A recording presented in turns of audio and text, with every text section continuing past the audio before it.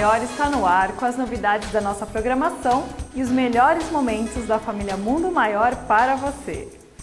E para dar início à diversão, se acomode, porque o Voo Cine vai começar.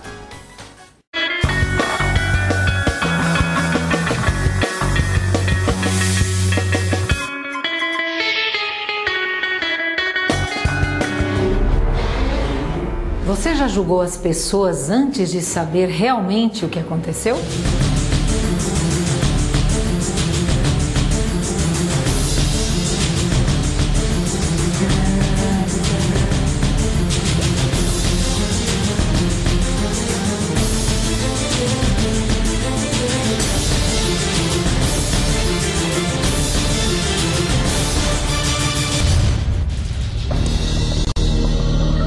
Positive for Howard Marks.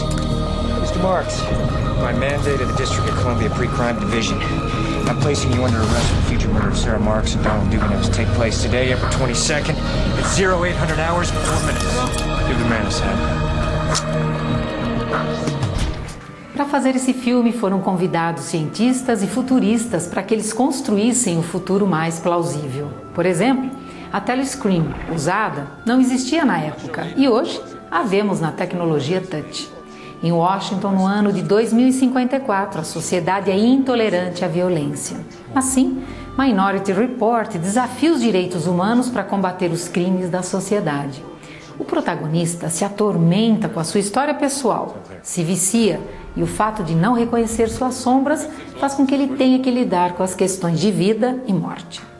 O filme demonstra que atitudes impensadas e regimes autoritários podem resolver algumas situações temporariamente, mas na verdade, essas atitudes podem trazer traumas muito maiores às pessoas. Who's the victim? I have no idea, but I'm supposed to kill him in less than 36 hours.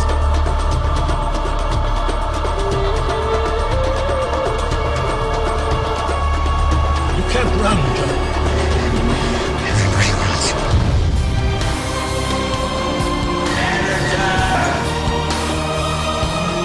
Do I even have one? Walk away, don't you? I can't. I have to know. I have to find out what happened to my wife. Atitudes como a pena de morte não resolvem a impunidade e nem nos livram do nosso destino maior, que nos responsabiliza individualmente por nossas ações. Hoje, no seriado Medium, baseado numa história real, uma médium trabalha junto à promotoria de Los Angeles, ajudando a resolver crimes. Já no filme, os precogs eram tratados diferente. Nesse aspecto, cabe lembrar que a mediunidade e a paranormalidade, como faculdades, são um grande desafio no processo de evolução do planeta, que é a jornada interior e o autoconhecimento. Chega ao fim mais um Evolucine. E lembre, para mandar seu comentário, envie um e-mail para evolucine@tvmundomaior.com.br. Nos vemos semana que vem. Até lá! Muito se discute sobre a veracidade das aparições divinas. O Espírito em Revista debate sobre as características desse fenômeno. Acompanhe. Muitas pessoas dizem ver imagens de ícones religiosos, como santos e até mesmo Jesus. Essas imagens são realmente aparições? É sobre isso que nós vamos conversar nesse bloco. Quando a gente, principalmente, eu acho que a chamada Virgem Maria é a que mais, ou Nossa Senhora, é a que mais tem isso associado a ela, né? Então, tem a Nossa Senhora, e aí se fala o nome de uma região, que seria a região em que ela apareceu. Isso realmente ocorre, ou seja, existe o aparecimento dessas imagens de santos, né, nos locais para as pessoas, e se ocorrem, né, realmente é aquele espírito que estava lá. Então, por exemplo, eu vi Jesus. Era realmente Jesus que estava lá naquele instante se mostrando para mim. Como é que isso funciona, Celina? Então, existe a possibilidade dos espíritos evoluídos se irradiarem, né, e projetarem várias localidades, vamos dizer assim, em várias condições também, em várias situações. Quando se falou da aparição de Jesus também, houve aquela materialização e coisa do tipo. E quando se fala, eu acredito, nessas imagens e nesses santos assim que aparecem em vários lugares, em várias cidades, eu acredito que nada mais seja do que uma visão, né, que a pessoa está tendo de uma... Pode ser uma materialização ou não, como pode ser também, como a gente fala, como que pode Bezerra de Menezes estar em vários lugares, em vários centros ao mesmo tempo, e existe não só, lógico, essa expansão, como existe espíritos da falange daquela entidade que está ali atuando, né, ajudando certas criaturas, certas situações, tanto dentro do centro espírita, como fora dele, como a gente vê aí casos relatados de situações até de imagens que choram, que, né, parece que sai sangue e coisas desse tipo. Mas também não se pode deixar de cogitar que tem muita coisa do maravilhoso, do fantasioso, que não cabe a nós julgar nem discutir aqui no momento. Então, a gente poderia pensar ou fatiar isso, né, em várias possibilidades. Uma delas seria que o indivíduo ou aquele aglomerado de indivíduos, né, imaginemos um vilarejo, um bairro, alguma coisa assim, que precisa do auxílio do plano espiritual. Um espírito que esteja ligado àquelas pessoas quer ajudá-los, tem a condição, tem a permissão. E ele sabe que, aparecendo ele da forma dele, como ele é, e falando o nome dele, talvez não tenha a receptividade que teria se ele citasse uma outra pessoa mais conhecida, etc. Então, sobre, evidentemente, a autorização e consciência desse outro espírito, ele se mostra de uma forma diferenciada, ou ele projeta uma imagem diferenciada, no sentido de cativar a atenção daquelas pessoas para um propósito fixo, né, para uma coisa definida. Por outro lado, existem pessoas, como você falou, né, a imaginação é uma coisa fantástica. Quando a gente é pequeno, a gente está dentro de casa, começa a escurecer, parece que todo o abajur vira um monstro, né? Toda a cadeira vira a loira do banheiro. A loira do banheiro. Então, quer dizer, a gente imagina algumas coisas, dependendo do nosso estado emocional, a gente pode dar vida a essa imaginação. Esse é um outro momento. Existiria talvez aí um terceiro momento, que seria associar à situação o propósito que os indivíduos têm.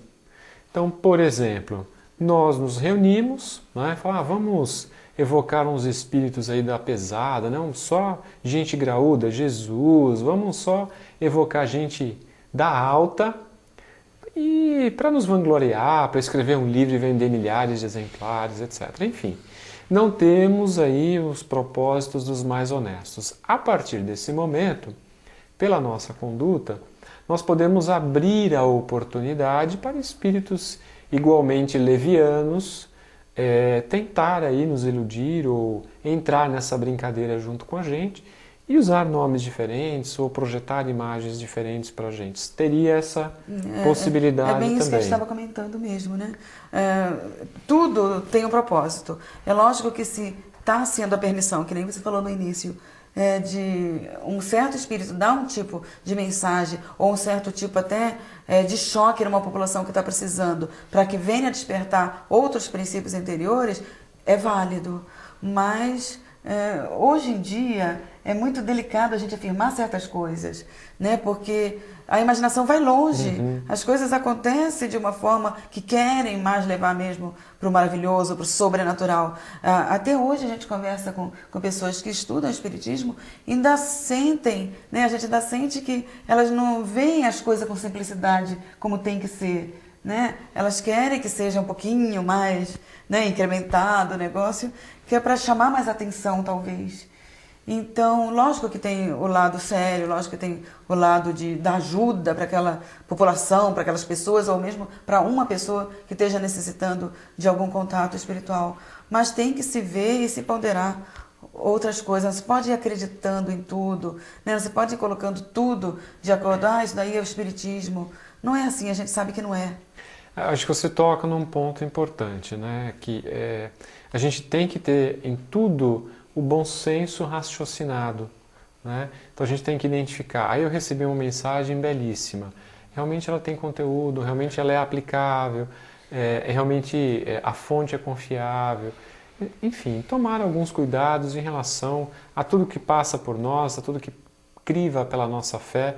Eu tenho um amigo que costuma dizer, sabe, 5 horas da tarde, todas as 5 horas da tarde, dá uns estralos na sala. Manda consertar o vitrô da sala, que deve ser algum problema lá. Quer dizer, ele brinca com a questão. Vamos verificar do ponto de vista racional, porque a lei espírita ou a lei espiritual, ela é racional da mesma forma. Nós vamos para um rápido intervalo e voltamos já já.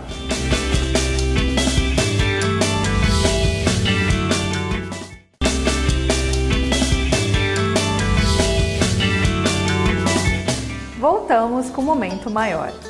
Confira a retrospectiva de tudo que rolou com a galera do Geração Z.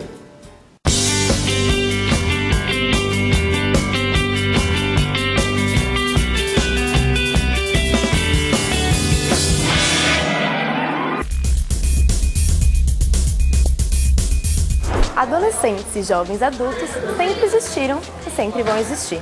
Mas de uns tempos pra cá, essas gerações nasceram plugadas na tecnologia, no mercado, na moda e na mídia. Eles são modernos, eles são inovadores, eles fazem parte da Geração Z.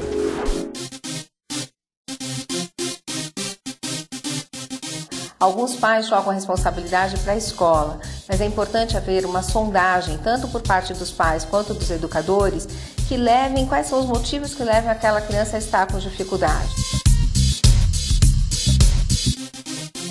A moda hoje é ficar nas festas, nas baladas. Dar um beijinho sem compromisso é mais que natural para esta geração. Bom dia, mãe. Oi. Tudo bem? Nossa, meu Deus, mas que pressa é essa? Ah, mãe, hoje tem prova, trabalho, né? Ah, ligou uma menina pra você. Ah, é? Quem foi?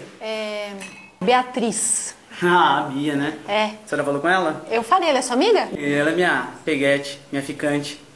É o quê? Ficante, mas fica de vez em quando. A senhora nunca ficou, nunca pegou? Não.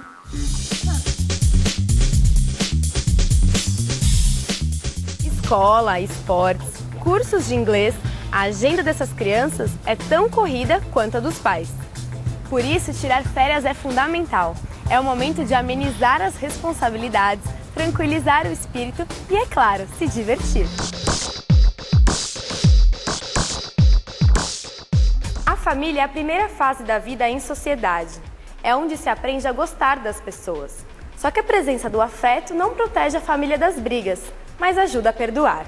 Até porque é bem chato virar as costas para alguém, ainda mais se for um irmão. É natural que haja rivalidade e cumplicidade entre os irmãos. Eles estão disputando ali o amor dos pais, de uma forma muito natural. Isso sempre vai existir em qualquer faixa etária.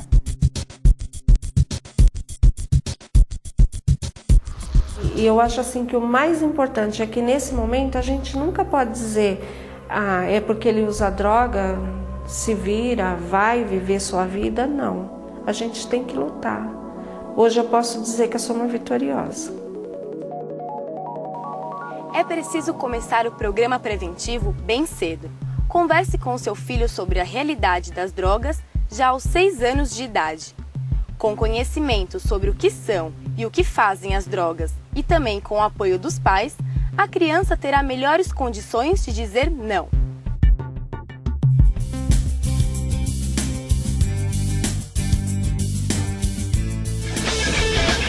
Eu acho que a pessoa tem que se sentir bem, assim, e não tem que se importar muito com os outros, assim. Porque muita gente liga muito pro externo da pessoa. O interno eles não ligam muito. Aí tem esse certo preconceito. Assim, depende muito. Se a pessoa for muito legal, mas ela for muito feia, ela pode ser popular. Mas se ela for, tipo, muito bonita e chata, ela também é popular. Se chega uma pessoa gordinha, baixinha, é óbvio que alguém vai falar, nossa, olha essa mina, tipo, alguma coisa assim, entendeu?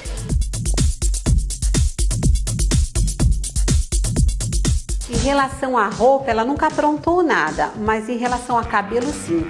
Uma semana ela quer estar loira, outra semana ela quer estar morena, quer pôr um piercing de bolinha. De acordo com a ONU, os jovens brasileiros são tão consumistas quanto os jovens americanos.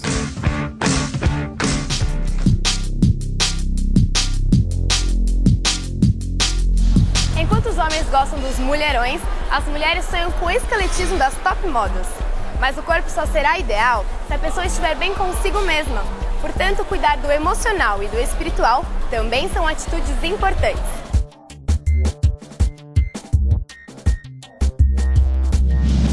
Quando a gente fala que bater não educa, a gente não pode esquecer que castigar é importante, mas o castigo tem que ser sempre coerente com o ato em questão.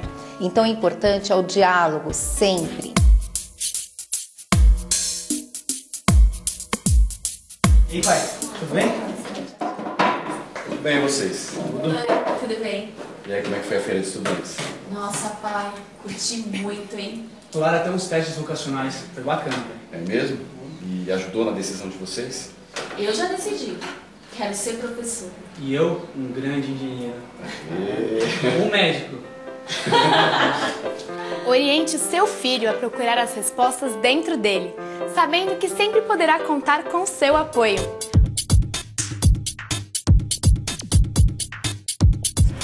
Essa nova geração adora novidades como computadores, celulares, filmes e videogames. Por isso, a literatura tem o desafio de se adequar a essa agilidade dos jovens. É comum vermos livros transformados em filmes e até em áudio. E quando o estilo faz sucesso, a tendência é descobrir o segredo e tentar se aproximar ao máximo. De repente, se ele for de alguma tribo específica, se ele for emo, se ele for punk, se ele for roqueiro, ele vai procurar assuntos do seu interesse. Não importa, o importante é que ele esteja em contato com este universo.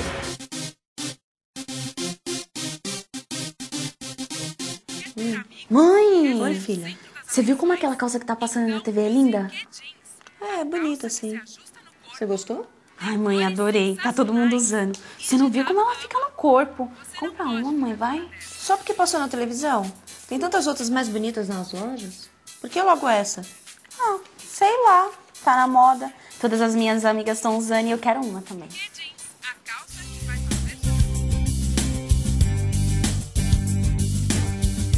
Foi de muita importância ela estudar fora do país, tanto do lado profissional, já que é um diferencial, onde ela aperfeiçoou uma nova língua, o inglês, e tanto do lado pessoal, onde ela aprendeu a conviver num outro país com usos e costumes diferentes. A minha maior preocupação quando a minha filha foi estudar na Austrália foi contratar uma empresa que desse uma boa estrutura para minha filha, tanto moradia quanto a parte da escola e quanto a estrutura de saúde.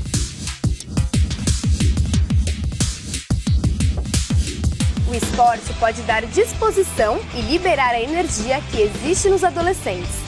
Por meio dele, o jovem pode fazer novos amigos, melhorar a saúde e prevenir doenças. Ele também proporciona outros benefícios, como a diminuição da ansiedade, do estresse, de sintomas de depressão e ainda ajuda a manter uma boa forma física. O que fornece orientação sobre as provas que devemos passar? Confira agora no Sem Dúvida. Meu nome é Andréia. Eu gostaria de saber o que orienta um espírito na escolha das provas que ele pretende passar. Pergunta profunda e interessante essa, né?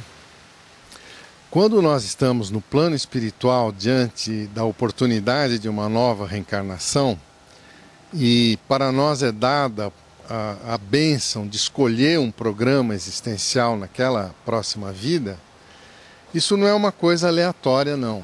Tem espíritos que reencarnam, não tem nem noção do que está acontecendo com ele, nem perceberam que desencarnaram e de repente já estão reencarnando de novo num outro corpo sem muita consciência. São reencarnações compulsórias. Mas as reencarnações programadas no plano espiritual, elas são consequência de um estudo de muitas vidas passadas que nós já vivemos. Ou seja, é feita uma avaliação, uma aferição de todas as nossas experiências passadas, e aí então o que se faz? Vai se programar uma existência para que nós possamos ter atividades que, primeiro, possam nos fazer superar as limitações que nós tivemos nas vidas passadas para evoluir. Porque o sentido da reencarnação é evolução. Então, o primeiro motivo, o que é? Superar as nossas deficiências e limitações que nos impedem de evoluir. Segundo aspecto, as dívidas que nós temos com outras criaturas, aquilo que se chama comumente de karma, né? São os nossos inimigos do passado que virão junto conosco no nosso mesmo programa da próxima existência.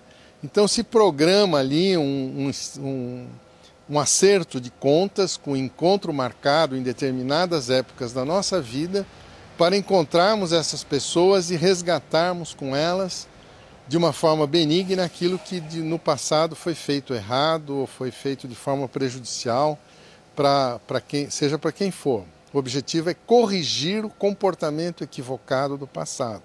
Então esse é o sentido do karma. Ali, então, é construída uma oportunidade de mudar o destino que vinha sendo feito com essas criaturas. Então esse é um outro sentido da vida quando nós encarnamos aqui. Então toda reencarnação de criaturas conscientes visam o processo evolutivo da criatura e do grupo de pessoas com a qual ela está afinizada ou está vinculada. E visa sempre a melhoria da pessoa e do grupo espiritual ao qual ela está ligada. Por isso que reencarna todo mundo junto, meio que no mesmo agrupamento de afinidades, para que não se perca a oportunidade do reencontro e da libertação espiritual. Vamos fazer um breve intervalo e já voltamos com muito mais para você.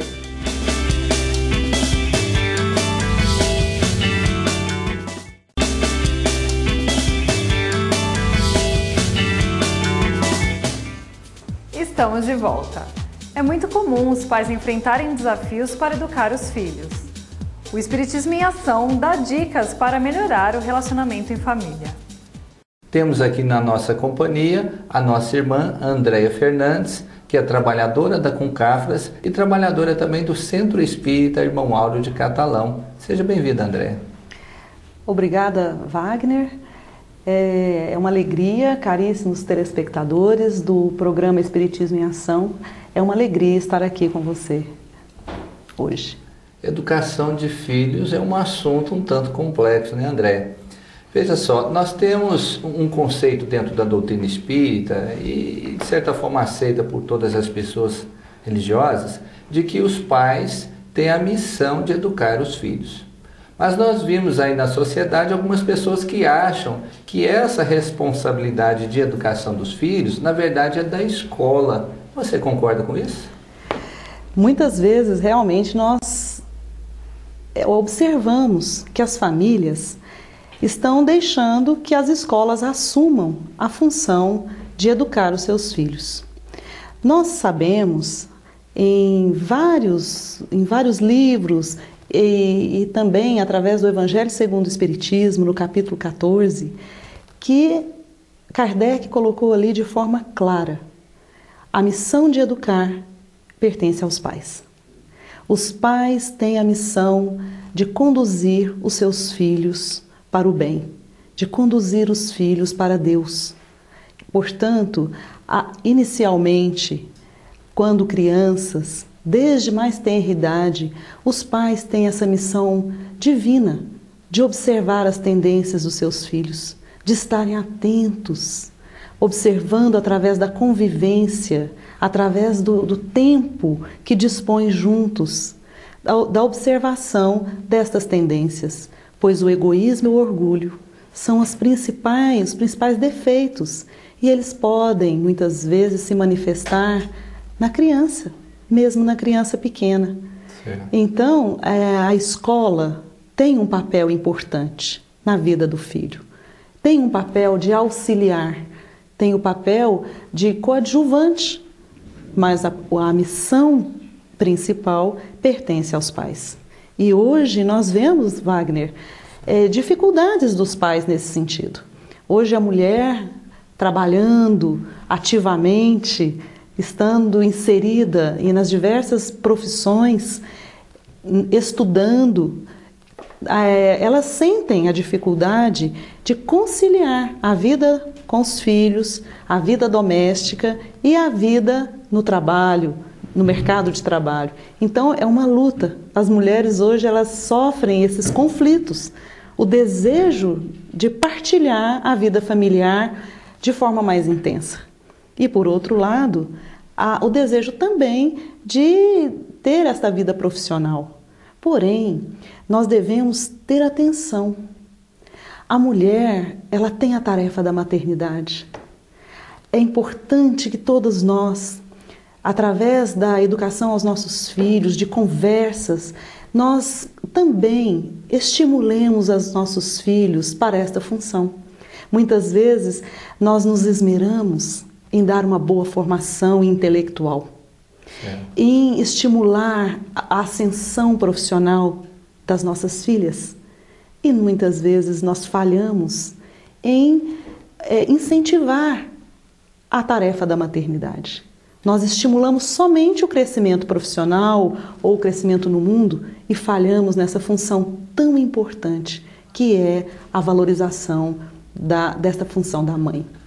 Vale lembrar aí que você enalteceu de forma justa e correta a questão da maternidade, mas também não podemos esquecer da responsabilidade do pai. Claro. A questão da educação dos filhos é algo realmente que passa pelos gestores, pelos responsáveis por essas almas reencarnadas e enviadas por Deus, nosso Pai. Mas, aproveitando aí este raciocínio, diz Allan Kardec que educação é a aquisição de hábitos bons. É uma definição do codificador da doutrina espírita. Qual a influência dos pais, dentro dessa ótica aí dos exemplos, na formação do caráter, da personalidade dos seus filhos? Kardec, muito sábio nesta afirmação. As crianças necessitam da formação desses hábitos, da persistência, da continuidade de muitos ensinamentos no lar. E os pais, e aí eu ressalto também a figura paterna, como você bem disse, eles são os responsáveis por essa formação, por esta repetição. E isso só é possível com a convivência. Isso só é possível com estar juntos. Isso também é possível quando os pais sabem o que querem para os seus filhos. É muito importante, Wagner, que os pais sejam evangelizados também. Que os pais sintam em si mesmos a necessidade dos ensinamentos do Cristo. Sintam em si mesmos a grandeza da prece, do valor da prece, do valor de uma boa leitura, formando assim também hábitos neles, adultos, para que as crianças, observando seus pais, possam imitá-los e possam assim formar esses hábitos.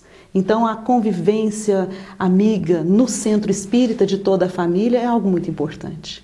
Os pais, se frequentam a casa espírita, se estudam o espiritismo, se frequentam atividades assistenciais, juntamente com seus filhos, estão colaborando muito para a formação destes hábitos e para a formação de homens de bem. Então, não somente falar, mas agir junto com essas almas que estão confiadas a eles. Nós vamos fazer uma pausa, mas não saia daí. Momento Maior volta já já.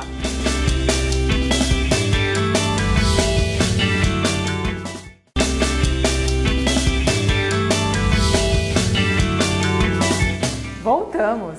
E agora chegou um momento muito especial. O Lírios sempre traz uma lição de vida.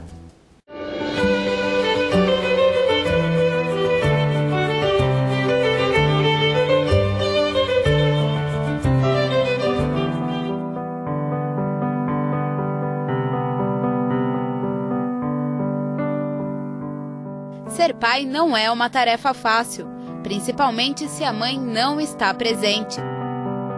Rafael é o pai do Miguel de 4 anos. Quando o pequeno Miguel nasceu, começou a grande luta que modificou a vida deste pai. Uma luta de amor e de união. tive um namoro, em virtude desse namoro veio o Miguel e com 2 meses detectamos que ele tinha algo diferente de umas outras crianças. Passamos a investigar e descobrir uma síndrome de Dandy Walker. Daí então começamos a procurar meios para estar podendo reabilitá-lo. E até hoje está sendo satisfatório o reabilitamento dele. O Miguel tem o diagnóstico de síndrome de Dandy Walker, que é uma síndrome que é uma malformação congênita, dá características de dificuldade na movimentação e principalmente no equilíbrio. Além disso, ele tem uma complexidade de outras deficiências, a deficiência auditiva, a visual e também a mental.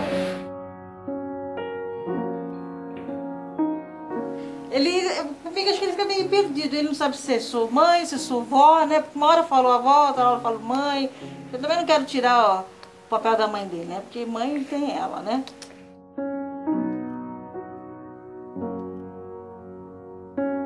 Miguel morava com ela, até os 2 meses de idade, né?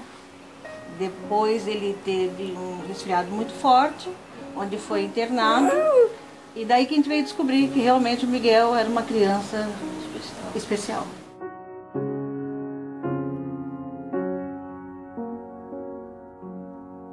Com 1 ano de idade ele veio morar comigo. Ela teve que morar em outra cidade e como o tratamento dele já estava sendo feito aqui, permaneceu aqui comigo. Só que ela retornou e não veio atrás do Miguel. Não sei o motivo e também não fui pesquisar qual o motivo dela não ter essa proximidade com o Miguel. O Miguel requer um cuidado maior. E pelo que eu acredito, ela deve ter tido um pouco de receio em ter esse tempo disponível para o Miguel.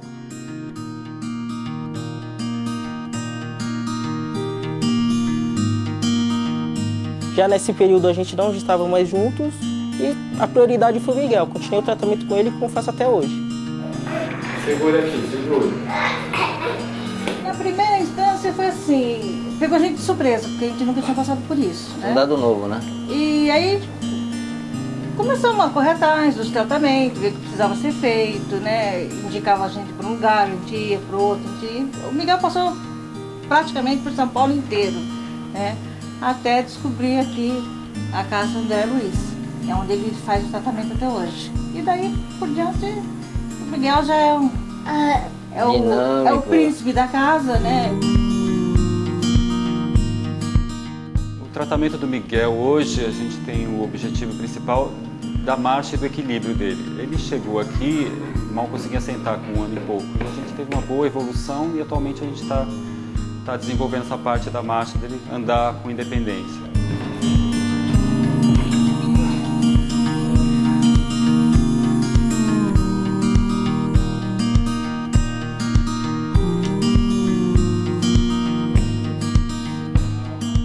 Olha, para mim, já ser pai foi algo maravilhoso. Dividir esse lado de ser pai e mãe também, para mim é uma situação inusitada e maravilhosa. Então, todo amor que eu tinha como pai para ele, eu estendi para ser pai e mãe.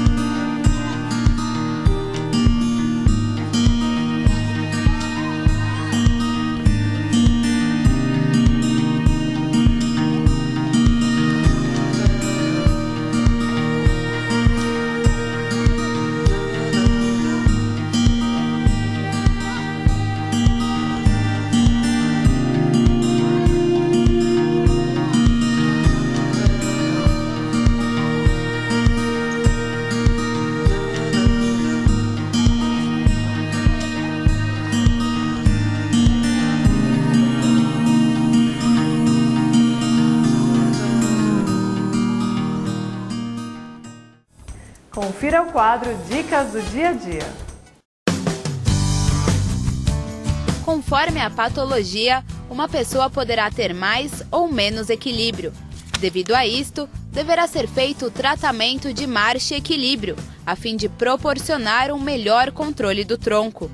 Para fazer em casa, você deve pegar uma cadeira leve, de preferência plástica, que deslize no chão, pois o objetivo é improvisar o andador. Depois, posicione a criança na parte posterior da cadeira, para que automaticamente ela empurre e comece a explorar o ambiente. Você também pode aproveitar a mobília da sua casa.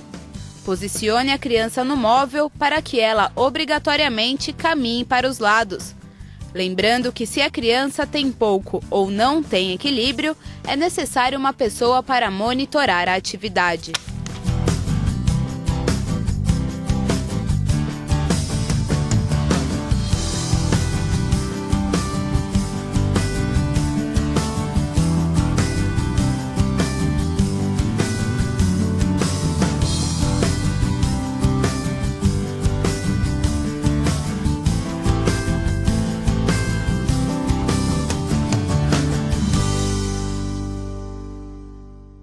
Décio Iandoli Júnior fala sobre a influência da espiritualidade, da fé e da religião sobre a saúde no programa Ciência e Espiritualidade.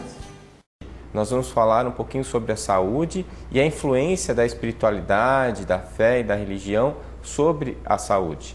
A Organização Mundial de Saúde define saúde não só como a ausência da doença, mas como um perfeito estado de equilíbrio entre o biológico, o psíquico e o social. E já existe aí uma proposta para se ampliar isso entre bem-estar biopsicossocial, espiritual e ecológico. Nós, da Associação Médico Espírita, levamos em consideração um conceito dado por Emmanuel, que, na minha opinião, é muito mais amplo e completo, que significa saúde, a perfeita harmonia da alma. Se saúde é a perfeita harmonia da alma, se os aspectos espirituais são importantes para a saúde, então nós temos que considerar como terapêuticos os métodos que fazem com que o indivíduo se ligue à sua espiritualidade e à sua fé. Vamos à entrevista. Para conversar um pouco sobre como a espiritualidade pode ajudar na saúde, estou com o Dr. Otávio Castelo, geriatra. Bom, doutor Otávio, tudo bem com você? Tudo bem. Bom, doutor Otávio, você é geriatra, né? Já tem uma larga experiência aí com saúde, espiritualidade. Como que a gente pode falar, como que a saúde ajuda e a espiritualidade estão relacionadas? Tem diversas coisas que a gente sabe que acontecem hoje, mas basicamente assim, no mundo hoje existem alguns profissionais da área da medicina, da área das ciências, psiquiatria, psicologia, estudando a influência da espiritualidade na saúde.